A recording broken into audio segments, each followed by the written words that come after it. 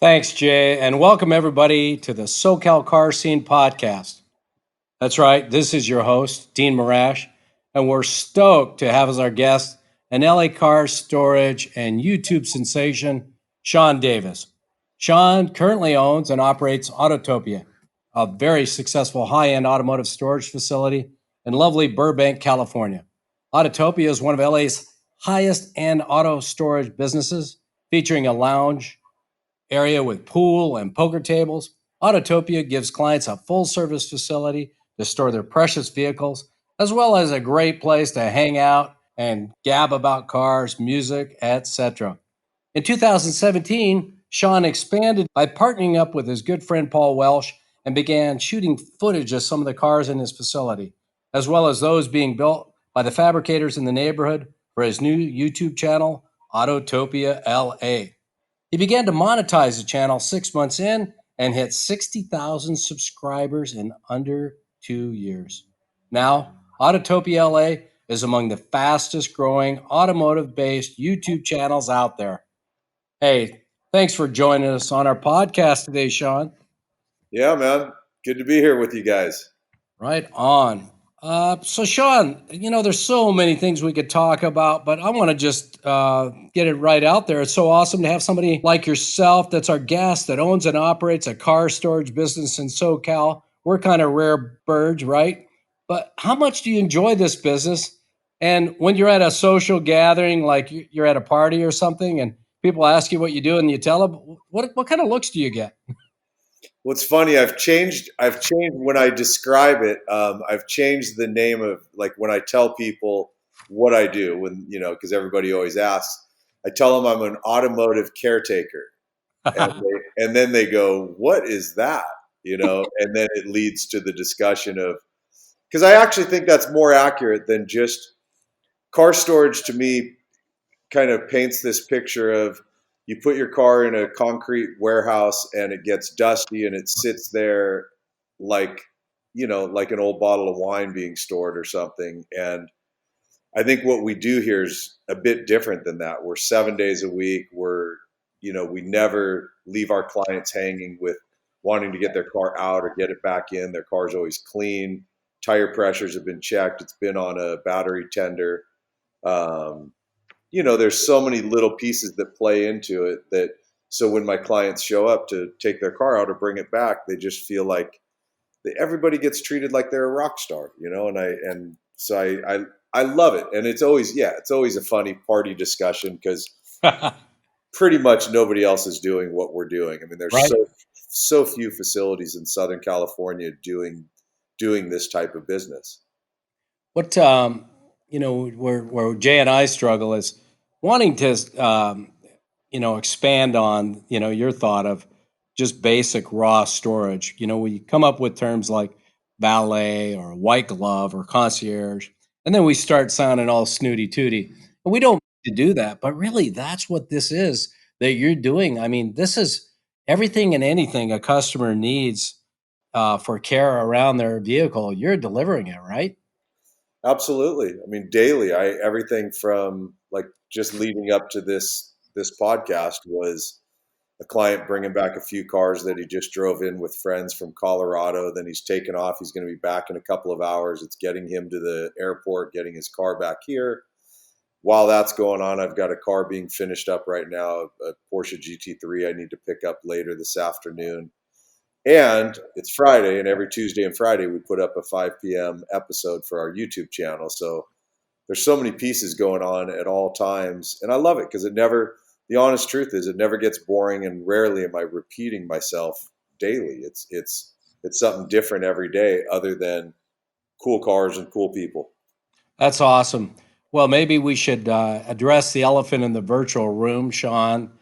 How are you doing with this coronavirus?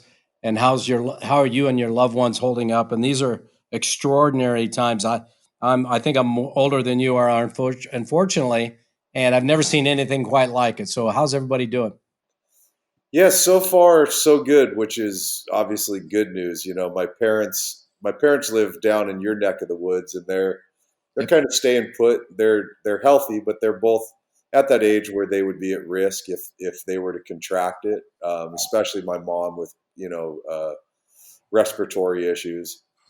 So everybody so far in the family is good and healthy, and my business, interestingly enough, so far I haven't seen any impact from it. I still have clients coming in and out, and cars being taken care of, and we're still shooting and putting up content. So my life looks fairly normal, although, when we see each other, it's not handshakes. It's from 5 feet away, kind of air high-fiving each other. And that awkward moment of, shoot, what do we do now? Do we shake hands? Do we fist bump? Or do we just from a distance say, hey, what's up, dude?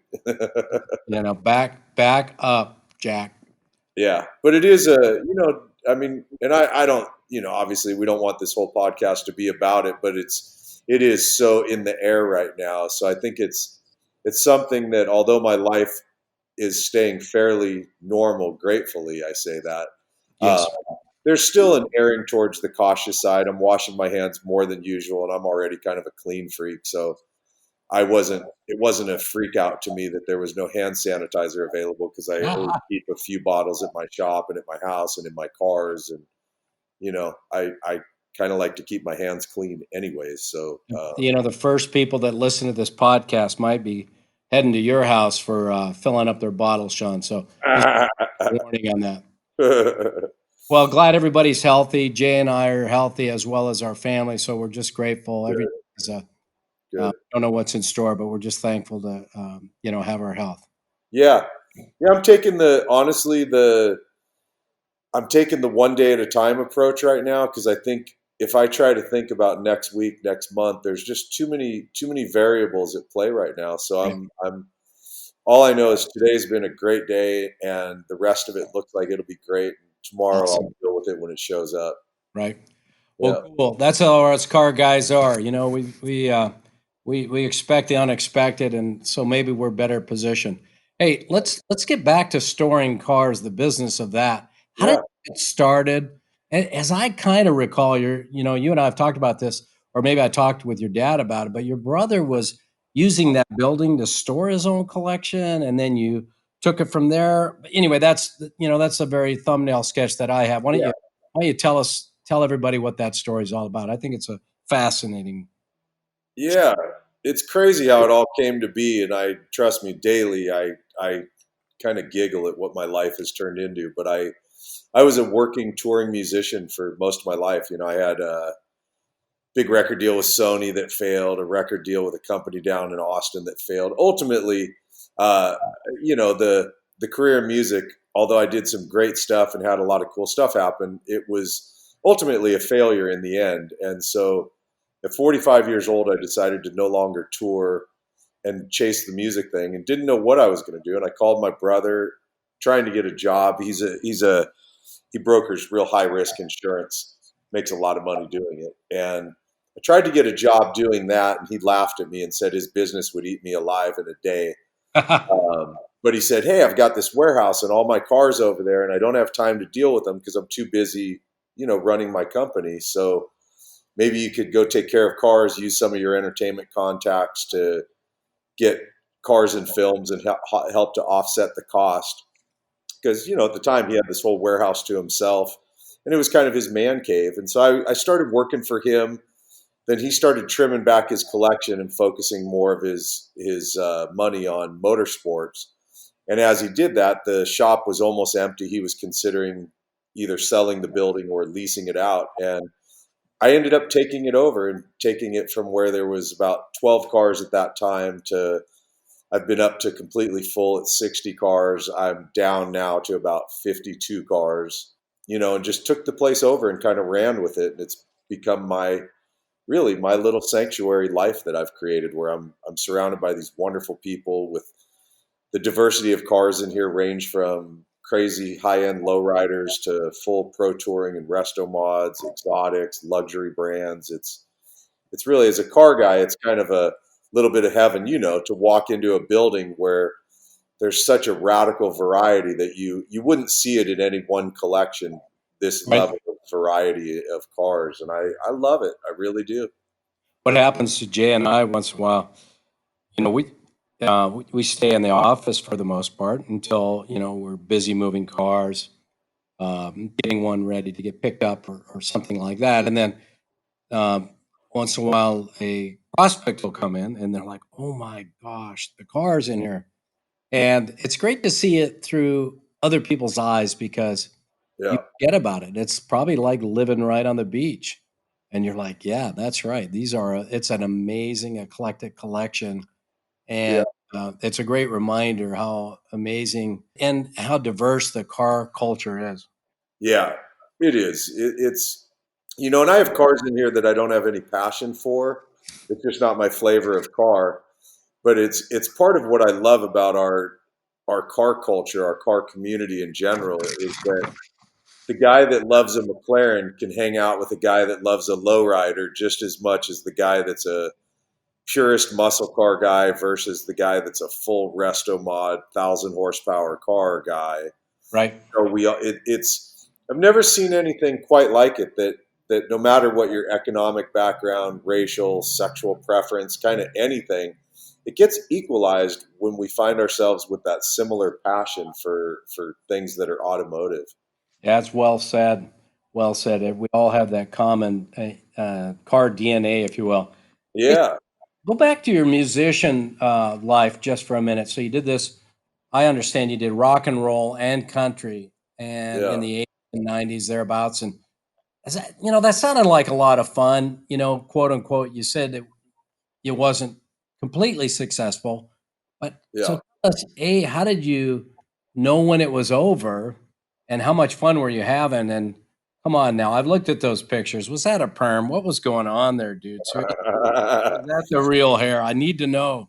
Yeah, back in the day, man, I had because I was born in '65, right? So when the mid to late '80s, the hairband scene kicked in, I mean, I was in prime form. I was having fun, and it was a wild time for sure. But I tell you, the latter years of my career, I found myself. I fell in love with country and roots music, and that's when I actually started to have some success with it. I got late in my life, actually. It was 2007 was when I got my first big deal, and it was with Sony. And at that point, the band I was in, it was called Stone Honey, and everybody used to say we were like the second coming of the Eagles because we had four singers in the band. We did a lot of 4-part harmonies, and we would take turns singing lead vocals, and our music mixed elements of country with elements of kind of classic rock. Um, and but when I knew it was over, after the Sony deal went south, we found ourselves in another cool little label down in Austin, and we thought that was going to be really good. It was well funded, and it was a creative label. But when it didn't work out, I remember I was 45 years old. I was on the road. I was in a little town in Texas called San Angelo that I'd played a million times, and I remember waking up in the morning just going, can't do this anymore. I'm over it. I'm just over it. I'm 45 years old. I my last year on the road doing about 200 dates, I netted 25 grand for the year. Wow. And in your 20s and 30s and even early 40s, it was okay. But mid 40s, starting to look at 50 years old, going, all right, I could predictably head into my 50s netting 25 grand a year.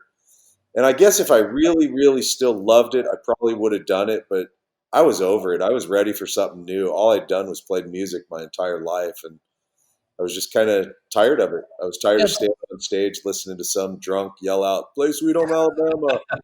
Um, Yeah. you know, You know, Freebird. yeah, it's yeah, Freebird. It sounds like it just ran its course. And It did. thing that's intriguing to me though is, like a lot of artistic creative people like yourself, and I consider Jay to be one, and I don't consider myself to be one. So I say that very humbly. Uh, Yeah.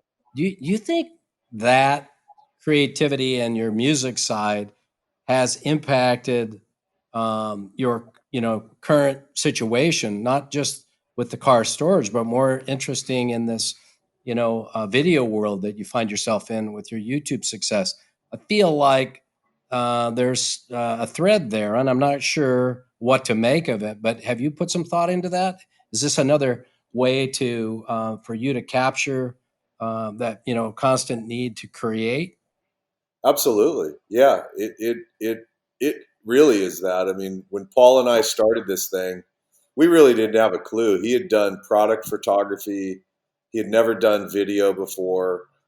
I'd been on camera plenty of times playing music, but I had never hosted something without a guitar and a microphone and singing songs. So there was a definite learning curve, but we both quickly just kind of took it on. And even editing, like I didn't have any. I had a couple different friends that said they would come in and edit. Ultimately, everybody bailed on me, and so we had all this content sitting around. It was like, what are we going to do with it? So I looked up info, like what should I buy for editing gear, and everybody was saying Premiere Pro. So I bought a subscription, $20 a month to Premiere Pro, did all their tutorials, went on lynda.com, did more tutorials. And I just said, screw it one day. And I started cutting content. We made our first video and it was awful. And I just kind of figured, whatever, it's going to, no matter how good we can possibly do right now, we're going to look at this in a couple months and say it was lame. But rather than sitting around talking about it, we just jumped in and started shooting and I started editing. And I remember the exact video where we accidentally happened upon what's become our format. Was there's a 1970 Charger, become pretty famous the last few years. It's called Tantrum, built by the guys at Speedcore. Right. And that car was at my shop. And they actually asked me to go out and blow it out one day because that car builds up radical condensation. So I said, cool, let's roll the cameras and let's go blow out the condensation. And we were doing burnouts at like 100 miles an hour. But that day we happened upon a format where we walked through, talked about all the radical details of the build of the car, showed beauty shots while I was talking, and then took the car for a drive. And that became what evolved into our format. And it was our first video that got, I can't even remember, at the time we had a couple thousand subscribers and the video got like 30 or 40,000 views. And we went, wow, like that, we hit on something. And so, yeah, that's the long answer to the question. That creative drive, that impulse to want to go have nothing and then create something that entertains people. It still drives me all the time, man. I love, on our shoot days, I so look forward to it. And on a day like today where I'm waiting, because now I have a kid that edits for me, Kyle. Oh no. So now I'm looking forward to seeing the edit and going through it before we put it up at 5 today. And I love it. We have so much fun with it. And we've grown, man. That channel, December 1st was 2 years for us, and Tuesday this week, so 2 years and 2 months since we started the channel, we just hit 100,000 subscribers. Oh, congrats! That's so. And we all just went completely bonkers, man. We were so excited about it. Well, you got to have a party, and don't forget your friends down here in Orange County, okay? If we can Sure. can get back to partying. Once we get back to, where we don't have to social distance, and it would be out of line to have more than 50 people. Because if I only had 50 people here at the shop for that party, I'd have a lot of pissed off friends. So Jay has a brother-in-law, and he's very talented in the music scene, and due to some unfortunate situations, I've seen him speak publicly, and I'm blown away at how good he is in front of a microphone, telling a story, Yeah. humor, being sincere, engaging an audience, small to the very large. And I got to believe that your experience, like his, makes you feel extremely comfortable in front of that camera. Definitely. But I'm guessing, is that true? Does this feel somewhat natural for you to get in front of a camera, like it's an audience? But anyway, I'm just intrigued a little bit about that. Yeah, it definitely. I think two things played into me being really comfortable in front of the camera. Because at first, I got to admit, it was minorly awkward. It was okay when Paul was holding the camera, but But I was told by some of my friends that have successful channels, they said, "Hey, whenever you're the one by yourself walking around talking, you should hold the camera yourself. It communicates more effectively." And at first, holding that camera in selfie mode just felt weird to me. I bet. But when I started editing, and then I saw how many times I said or got lost for something to say and would fumble about, the more I edited, and you take all that time to cut out the ums and cut together the gaps in your speaking when you're looking for something to say. That was the big game changer for me. I think anybody that's ever going to go in front of the camera should be forced to edit for a minute to understand, really to understand what an editor deals with to make a performance actually look like it was a clean performance from the get-go. So I think So, the two together really kind of fed each other. so Jay, Thank you you. do the Thank you editing. for saying that. I Because I am creating magic over here after all these are done. understand it well. I really do. Jay, are you talking about me or our guests? Ooh, no comment. No comment. That's a loaded question, Dean. no, no. I thought during these difficult I, times we need to get to the I plead truth. the I plead the fifth on that one. All right. Smart man, Jay. Very smart. Gosh, he should be in politics. It's the editor's favorite amendment to the Constitution is that one. Hey, so how much time is it taking you roughly, start to finish? I've looked at the quality of your videos, blown away, dude. Just Ah, the thanks. short ones like the one you did on Chris with his Mustang, or like you said on that Charger that you've done. I'm thinking it's a half a week or more per video per 20 hours or more. But how much time's it taken? Yep. Well, there's the time it takes just to schedule the shoot, but I barely even count that because oftentimes that's a quick phone call. But when you count in that, and then most of our shoots happen here at my shop, and then in the local neighborhoods around here, we go terrorize them doing burnouts. Um, so between the setup and shooting, usually we're about 2 to 4 hours total, and then the edit itself. When I was editing, I was about 12 to 15 hours into every edit and doing two of them a week. I was between running my shop and editing, I was honestly putting in like, about 100 hours a week. Wow. Then along came this kid, just a godsend to me. This kid, Kyle, 19-year-old, smart, Wow. charming, sharp kid, totally into cars, way better at editing than I am. So now he's knocked his edit time down to usually about 7 hours, 8 hours if it's a longer episode.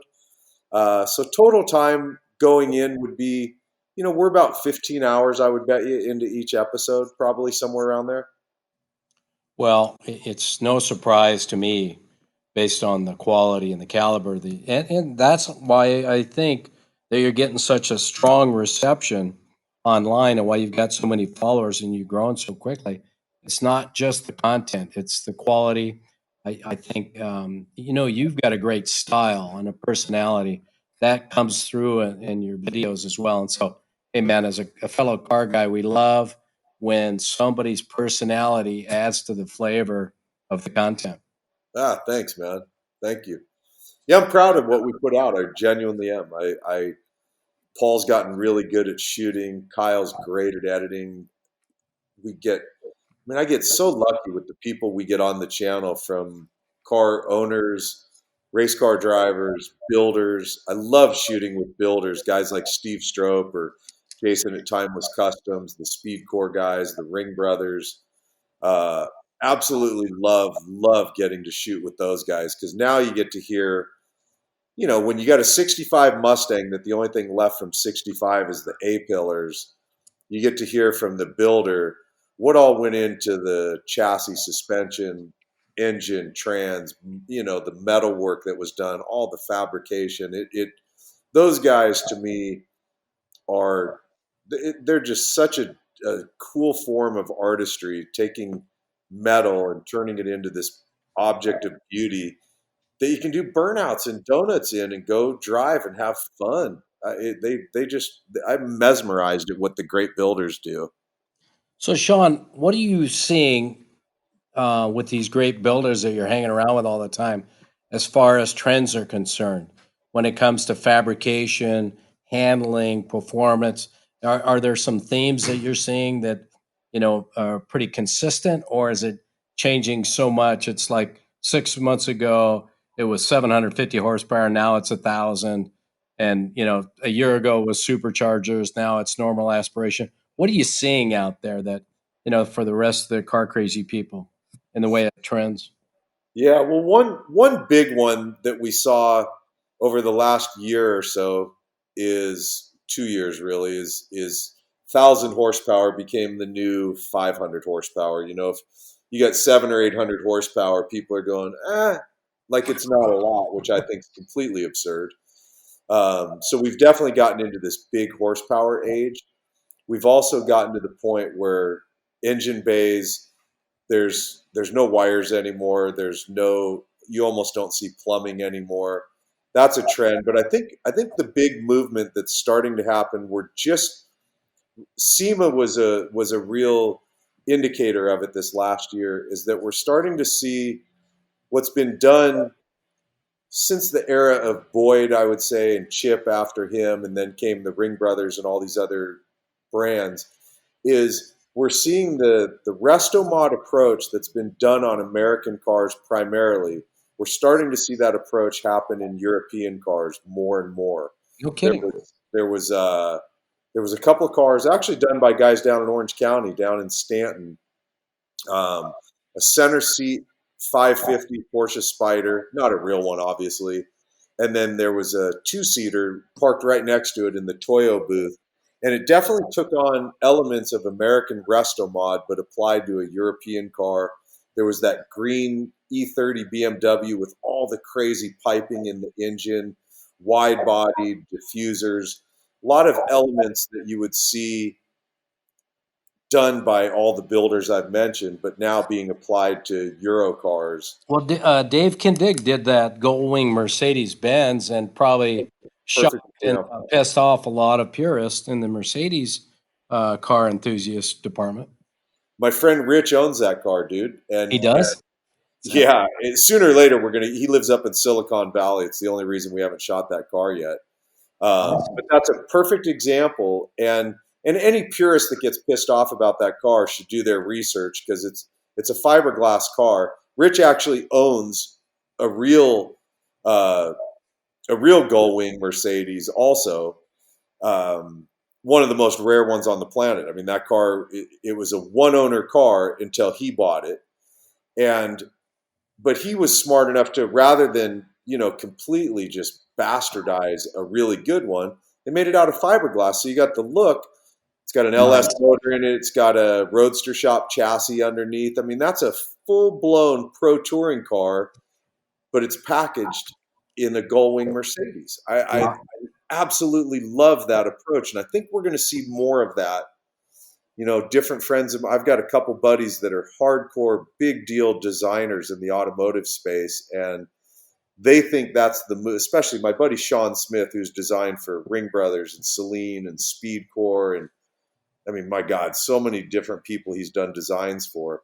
He says that's the trend to come is the American resto mod approach done to European cars. Awesome. Mhm. Well, really cool. And I'm seeing it. We're seeing it as well here in our shop. One of the things that I'm really curious about, and I think our listeners are as well, how the hell do you get your customers' approval to go flog these cars for your videos? Uh, it, it would seem to me that like only one in four say yes, or is your credibility online or your chop so high that they're like, oh hell yeah, we're in. What? Tell us about You know what? That one is like that one's a play by play it. move. There's guys that are very conservative. They drive their cars conservatively. So you'll see plenty of our videos where we're driving big horsepower cars and we're driving them like, you know, really, really, really mild on the streets. And then I've got guys that are dude, go throw down in it, or else they'll get in the car. Because I don't know how you are, but until I've had enough seat time in a car, I'm never going to really push it. I mean, a car that makes 1,000 horsepower to do a Right. burnout in that, point it straight and stand on the gas pedal. I mean, that's effortless. But to now do donuts or to drift it or anything like that, I don't do that until I've had seat time and I'm comfortable with the car. But I have plenty of owners that'll come on the channel. We just did recently, man. This guy that's become a new friend, Tommy Dreesy is his name. He's a pro Yep. race car driver. He runs in the Trans Am series. He brought over 2 cars for us to shoot. One is, it's the only one in existence. It's a 1970 factory Camaro that raced in Trans Am. It was built by Chaparral. It's the last car that Jim Hall raced. Tommy owns that car. Brought it over here, totally not street legal. We drove it on the streets. He did burnouts and donuts in it. And then that same day we shot with him, he owns a real 1967 427 Shelby Cobra. No way. And I was expecting super grandpa moves in that car. And he looked at me, he goes, "Hey man, is the cameras rolling?" I said, "Yeah, we're good to go. Let's go." And he takes off by doing a donut and then a burnout all the way down the street in his 67 Cobra. That's So, worth a cool 4 or 5 million. oh my God. I mean, it's such a valuable car. And beyond the dollar amount is just the fact that if that one goes away, that's one less Cobra Right. on the planet.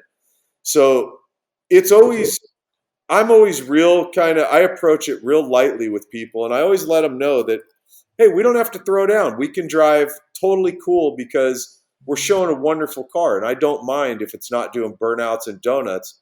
And I got to admit, dude, I love when I got guys that are either willing to do it themselves or tell me, no, go beat on it. I want to see the car being driven. Okay, let's do this. Oh, sounds like fun, man. So Oh, awesome. everybody also wants to know, at least I want to know. I don't know if everybody, but I'll say it for everybody. Where in the hell are you doing those smoky burnouts, man? Or is that like a secret? What's going on there?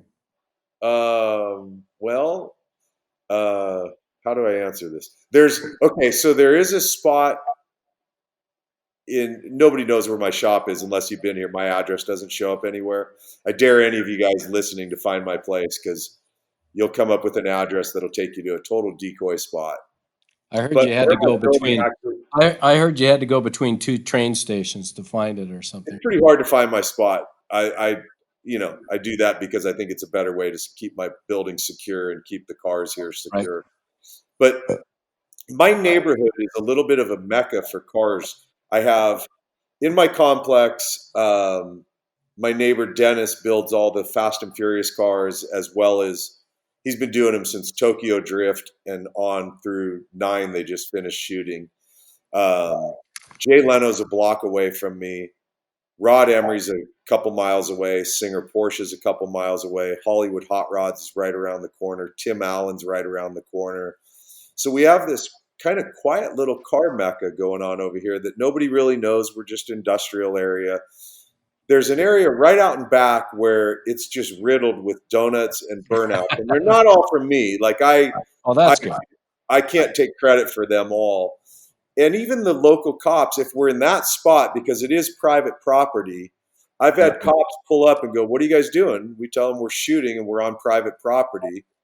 And they go, "Yeah, no, I know you're on private property. I was just curious what you're doing." And then they'll sit and they'll watch us do burnouts and donuts. Wow. And then there's a couple of public roads we go out on that I'd rather just kind of leave that to anyone trying to figure out where it's at, because they're little sanctuary spots for us, especially on the weekends. Being an industrial area, it turns into a ghost town around here. So you mentioned all those celebrity builds, if you will, or celebrities in your neighborhood. Have you ever been starstruck? I mean, of course you're a musician, so maybe you don't, not as vulnerable, but you're hanging around a lot of people that are building cool cars for some pretty significant celebs. Is there anybody that you bumped into and you're like, oh my God, you kind of taking you back a little bit, or are you one chill car guy all the time? It's funny, man. Now I've gotten pretty mellow about it in the car world. Although I did, because of my music years, like one of one of the bands that was really important to me as a kid when I was first learning how to play guitar. I was 13 years old. Was Van Halen. I was obsessed with Eddie Van Halen's playing. I don't think anybody had pushed the envelope as far as him since Hendrix. So a few years back, I'm at a car event, Supercar Sunday, and a good buddy of mine comes up and he says, "Hey, I got a friend I want you to meet, but it's cold out. He's being a baby. He doesn't want to get out of his car, but I want you to meet him." He walks over, the window rolls down. It's friggin' Alex Van Halen. No way. Yeah. And I was trying so hard to be cool. I was just hanging out, and he's a Porsche guy, so we were talking Porsche. He was in a GT3 RS, a 991, excuse me, .1. And I was doing so good, dude. I was just being car guy, and we're just talking motorsports and Porsche, and Dan from Speed Gallery does all his work. And so really cool. And then I went, "Hey, dude, I'm sorry, but I'm going to geek out on you right now because you're Alex Van Halen, and I grew up on Van Halen." And I kind of freaked out for a minute. And he was so cool about it. He was like, "I got to tell you," he said, "I love that we still get to do that to people." He said, "Because obviously we're not as big, we're not as important as we once were. And it's nice to know that there's guys like you that we still have that impact on." And I was like, "Dude, I'm telling you, I'm like geeking out right now." I said, like, "I know to you, you're just Alex, but to me, you're friggin' Alex Van Halen." And I was losing my mind. So that's my one. Cause since half of my shop is full of celebrities, and I'm not going to mention names and stuff, but honestly, half of my shop is people that everybody would recognize. And I haven't had the geek out, especially even as I've become friends with some of them. Like there's days where I go, "I can't believe I'm texting right now with so-and-so, and they're sending me pictures of them in their car going, "Dude, thanks for taking care of my car so well." And, it's a bit of a surreal experience at times, for sure. Speaking of some of the notable people that you've stored vehicles for, I think it's pretty public knowledge about the Paul Walker car collection, right? Yeah. I bet, you must have got to know him for a brief period of time. Of course, his unfortunate demise. Yeah. All of us in the car world, but Yeah. tell us about that. And you must have been pretty bummed out when the collection was recently, liquidated. Yeah. Yeah, that one's a close one to us over here because my brother Eric, who this was his place before, that's what I was saying earlier, how I got into this business. Eric's best friend in the world was Roger, who was driving the car that day that they both died. And I knew Roger really well. He was a close friend to me as well. And Paul, I only had the opportunity to meet a few times more. I heard stories about him, like we'd all get together and be waiting for Paul to show up, and then we'd get a call that he didn't want to leave his ranch or he was going to go surfing instead or whatever.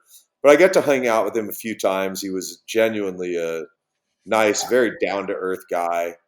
Not fair for any guy to ever be that damn good looking, because he was that good looking.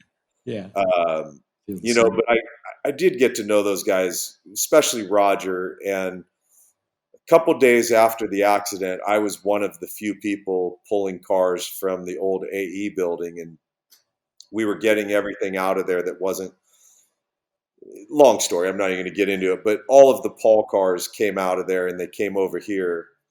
And then after everything settled down, we worked out a deal, where it was the family was paying my cost for storing the vehicles. We never made any money on the cars being stored here, but they were personal to us. It was like having a little bit of Paul with us every day, and always had a couple of Rogers cars here as well. So yeah, when August rolled around, and I helped set the whole thing up so that they went to Barrett, because I felt Barrett would do the best job with those cars.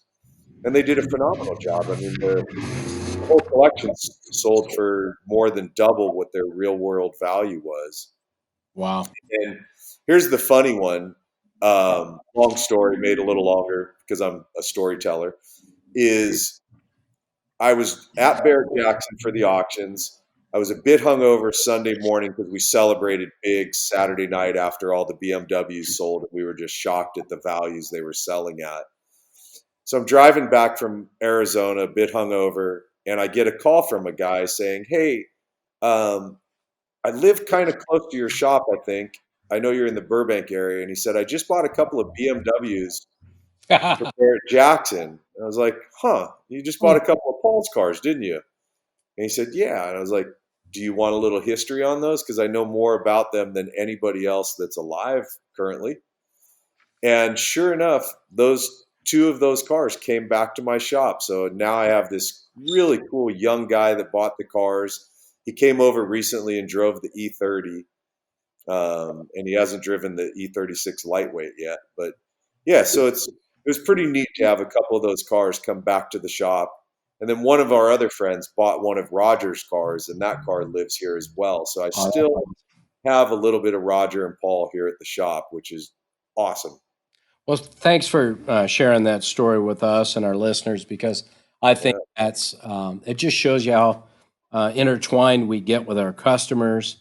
And it, Jay and I always talk about how fortunate we are to have successful people in our lives, but they're very giving, and it's not just about their cars. They're all typically our customer set as entrepreneurs or senior executives at large firms, and they're yeah, always willing to take the time, give you sage advice, sit down, have a conversation. They always seem to have time for us. And so we're just so grateful to have people like that in our life and our work world. And I'm yeah. sure that's the case with, somebody like Paul or Roger. I bet you just come away saying, they've enriched my life. Big time, big time. And the clients that I have now, I mean, the guy that was just here a little while ago that dropped a couple of his cars, and he'll be back later today. I mean, he's just like the sweetest guy in the world. I tell you, I daily, I'm not kidding you, daily, I walk through my shop, even when there's nothing to do, I still come in here and just make sure everything looks right. I don't see any chargers flashing red, letting me know a battery went dead or anything. I just kind of walk through here, and every single day I walk through and I say my gratitude towards all these people that, they don't know I'm saying anything, but I'm thankful for how cool the people are, how wonderful the cars are, Yep. and that I transitioned from a life that I really loved and didn't know what I was going to do next. And I've ended up in a life that I truly love more than I ever did my years in the music business. That's great insight. Yeah. I'm like the happiest guy in the world. I mean, like I feel so lucky doing what I do every day, man. So Yeah, we're excited for you, Shawn, because you got to you've just got that car vibe. It oozes out in your videos.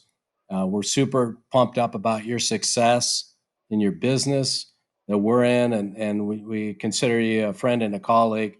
Uh, yeah, and so we couldn't be more excited about your success. And I want to thank you today for being such an amazing guest. We had so much more to talk about, but we got to wrap it up. sure. But tell us what's the best way for people to reach out to you and your businesses? What some of your social media channels? Go ahead and make a plug for those, because we know how important those are. Sure. Well, the easy is Autotopia LA. Then if you go to my website, which is easy to get a hold of me there, it's the same thing, www.autotopiala.com. And then Facebook, Instagram, and YouTube are all Autotopia LA. And I directly monitor all of it. I go in and respond to as many. Instagram and Facebook, it's easy to keep up with all the comments, which I do. I respond to everything myself personally. The YouTube channel has gotten a bit ballistic. There's times where I wake up in the morning and there's 1,000 comments that night. Wow. And so I do my best a couple times a week. I take 2 to 4 hours at least twice a week. Typically morning coffee, I sit there for about 2 hours and I crank away on YouTube comments because I appreciate that people are watching the channel and helping it to grow. And I don't want anyone to think I take it for granted. So I actually do get in and comment and oftentimes it turns into battles with people that don't know anything about cars, and they drive me completely crazy and go, dude, we could have built that car for 20 grand. When it's like, brother, the motor costs more than that. But Autotopia LA, that's it. If you got that, you can find me. Right. So I'll turn it over to you, Jay, to wrap it up.